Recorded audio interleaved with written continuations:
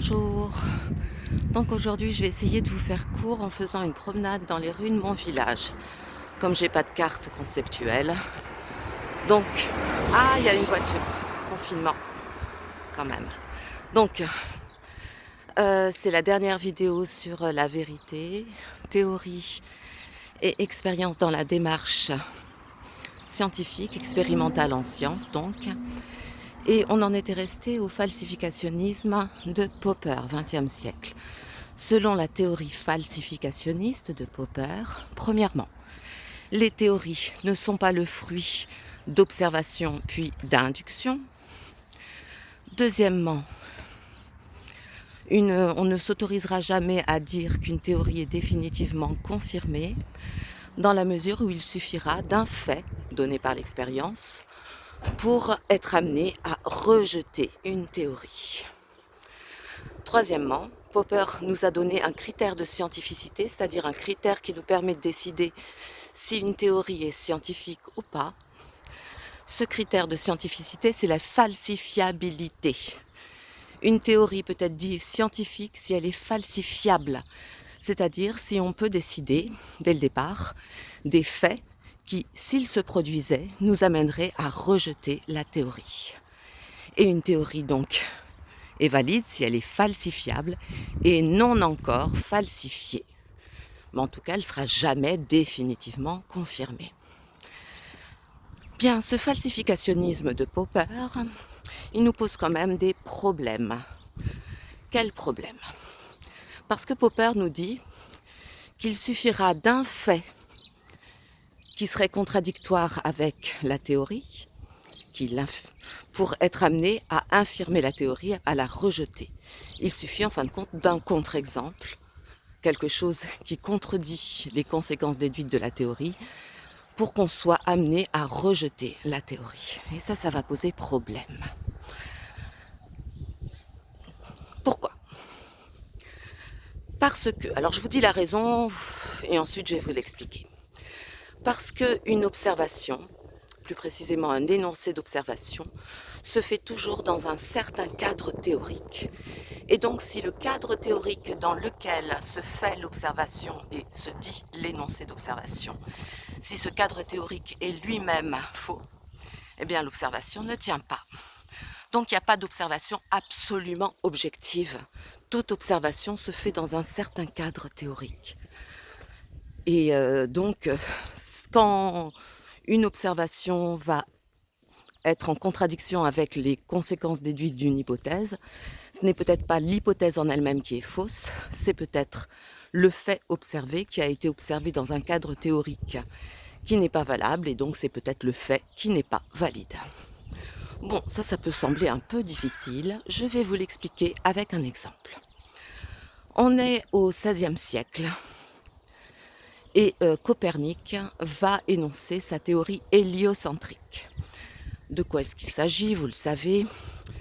Jusqu'au XVIIe siècle, c'était la conception d'Aristote selon laquelle la Terre était au centre de l'univers qui prévalait. C'était un géocentrisme. Donc la Terre était au centre du monde et autour de la Terre, avec des mouvements circulaires, les planètes se mouvaient. Et c'était un univers clos dont le centre était la Terre et les planètes se mouvaient selon des orbites circulaires autour de la Terre. Ce système, il n'a pas été fondamentalement changé jusqu'au XVIIe siècle, sauf que pour rendre compte des observations, on a imaginé que les planètes se mouvaient non pas sur des orbites circulaires autour de la Terre, mais sur des épicycles qui eux-mêmes tournaient autour de l'orbite circulaire autour de la Terre. On a même été amené à parler d'épicycle. En tout cas, ce qui restait, c'est que la Terre était au centre. La Terre était au centre de l'univers, du monde, qui lui-même était clos. Et Copernic a eu une idée, parce que c'était très compliqué quand même, les calculs pour rendre compte des phénomènes observés étaient très très compliqués. Et il s'est dit, si j'imagine que ce n'est pas la Terre qui est au centre de l'univers, mais le Soleil, eh bien du coup, les calculs vont être beaucoup plus simples. Ça simplifie vraiment beaucoup les choses. Donc Copernic va être amené à faire l'hypothèse de l'héliocentrisme, selon laquelle ce n'est pas la Terre qui est au centre, mais le Soleil. Et donc Copernic a dit, si mon hypothèse héliocentriste est vraie, alors on peut en déduire une conséquence. Et cette conséquence, c'est que la taille apparente de Vénus vue de la Terre, doit varier tout au long de l'année. Donc si mon hypothèse est vraie, j'en déduis une conséquence. La taille apparente de Vénus vue de la Terre doit varier tout au long de l'année.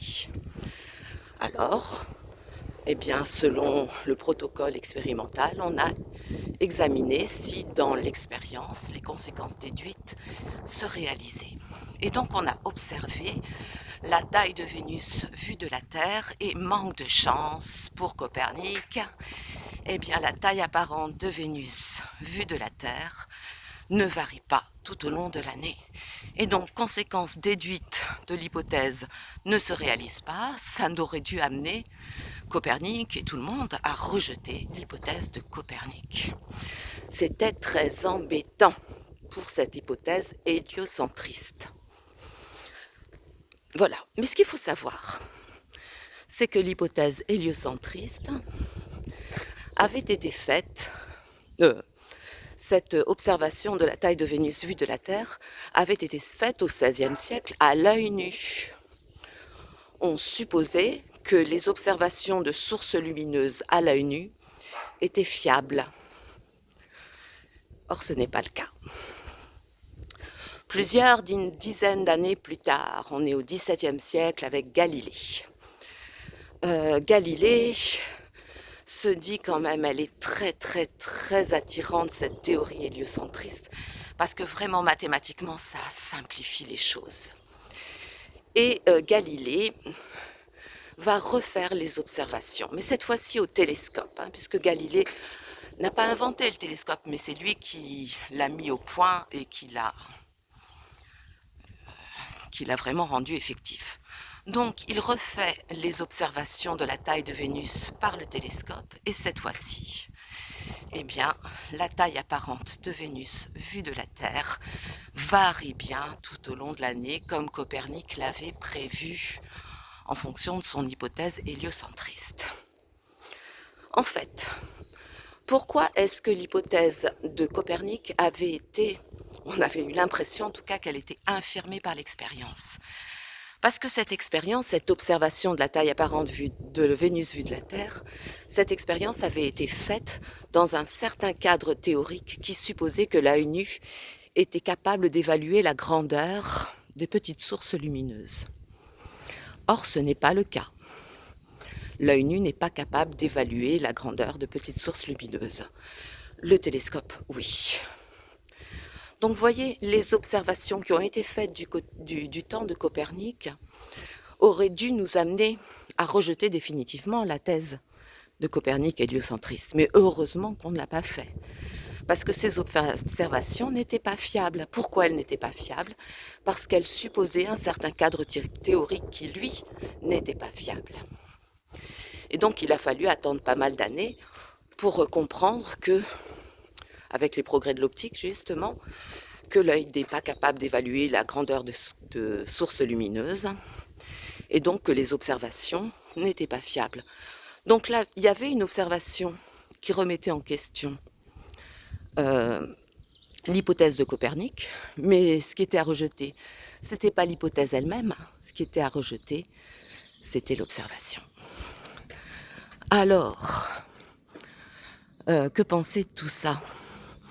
Donc je répète l'objection qu'on peut faire au falsificationnisme, qu'on peut faire, oui, au falsificationnisme de Popper. C'est difficile, en fin de compte, de parler en marchant et en filmant.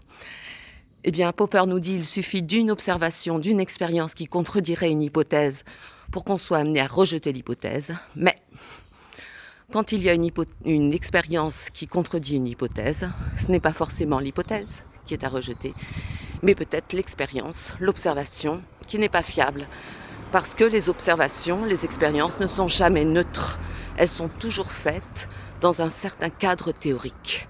Elles supposent toujours des éléments théoriques. Voilà. Quelques petits mots encore pour cette hypothèse copernicienne de l'héliocentrisme. Du temps de Copernic, l'hypothèse de Copernic posait plein de problèmes. On a vu cette hypothèse, ce problème de la taille apparente, j'ai du mal là. On a vu l'hypothèse de la taille apparente de Vénus, ce problème de la taille apparente de Vénus. Mais il y en avait plein d'autres. Parce que les gens disaient, mais si vraiment la Terre tourne autour du Soleil, eh bien il y a plein de choses qui ne s'expliquent pas. Par exemple, je jette une pierre du haut d'une tour. Si la Terre tournait vraiment, eh bien la pierre, elle ne devrait pas tomber au pied de la tour. La pierre, elle devrait tomber à une certaine distance de la tour. Or, la pierre tombe au pied de la tour. Ça aussi, c'était un fait, une expérience qui semblait contredire l'hypothèse de Copernic. Il y avait d'autres faits qui semblaient contredire l'hypothèse de Copernic.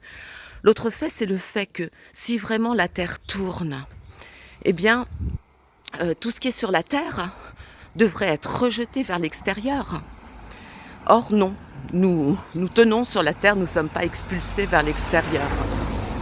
Et donc, il y avait plein de faits qui semblaient contredire l'hypothèse de Copernic et qui auraient dû nous amener à la rejeter définitivement. Et heureusement qu'on ne l'a pas fait. Parce qu'avec Galilée, on a compris pourquoi la pierre tombait au pied de la tour, et il a fallu attendre Newton avec la gravité pour comprendre pourquoi les objets sur la Terre ne sont pas expulsés. Donc vous voyez, on a vu dans le cours précédent que l'expérience ne pouvait jamais confirmer définitivement une hypothèse. Eh bien, on vient de voir maintenant que l'expérience ne peut pas non plus infirmer de manière certaine une hypothèse. Parce que, quand une expérience contredit une hypothèse, c'est peut-être pas l'hypothèse qui cloche, c'est peut-être l'expérience elle-même qui n'est pas valable parce qu'elle a été faite dans un cadre théorique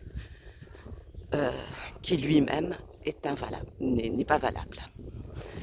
Alors, bon, ce qui rend une théorie scientifique, c'est justement le fait qu'elle se mette à l'épreuve de l'expérience.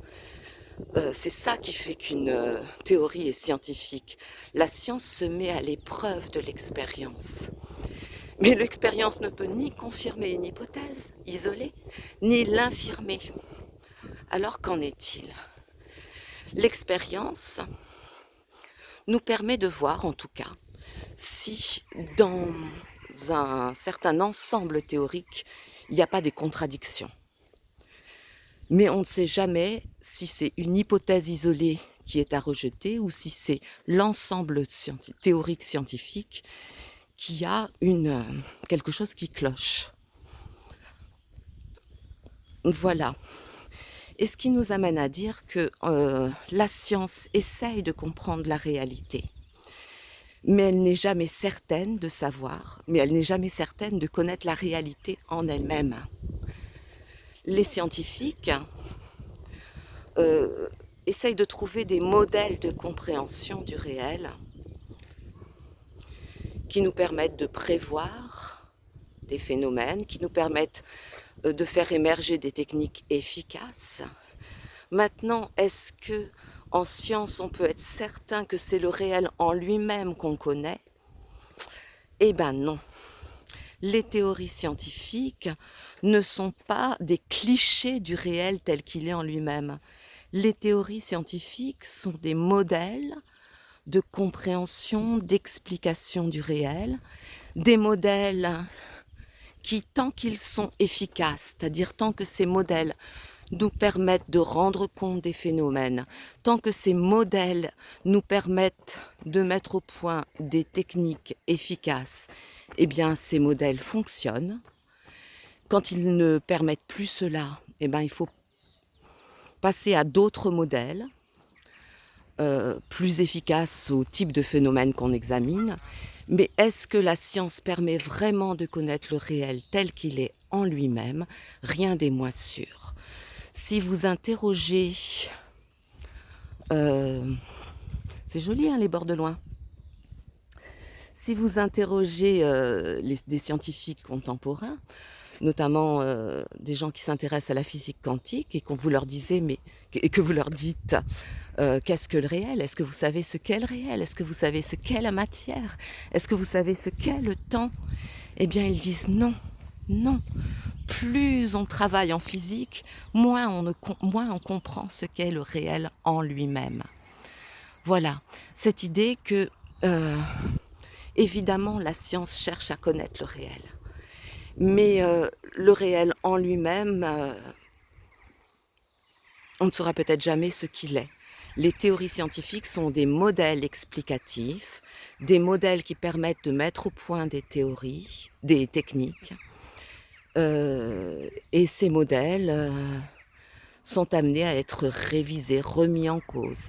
Et puis un modèle qui peut fonctionner pour un certain type de phénomène, peut ne plus fonctionner pour d'autres types de phénomènes. Alors qu'est-ce que le réel? Vous vous souvenez cette définition de la vérité matérielle: conformité de mon énoncé, de ma pensée au réel. Cette conformité, ça ne veut pas dire forcément que ma pensée est transparente au réel, que pensée capte le réel tel qu'il est en lui-même. Peut-être que cette conformité, on peut se contenter de dire que c'est la capacité de ma pensée à rendre compte du réel et à agir de manière efficace sur le réel. Voilà. Bien, je ne sais vraiment pas ce que donne ce cours, hein. Bon, c'est une expérimentation, c'est un cours qui s'adresse à tout le monde, mais plus précisément au terminal scientifique.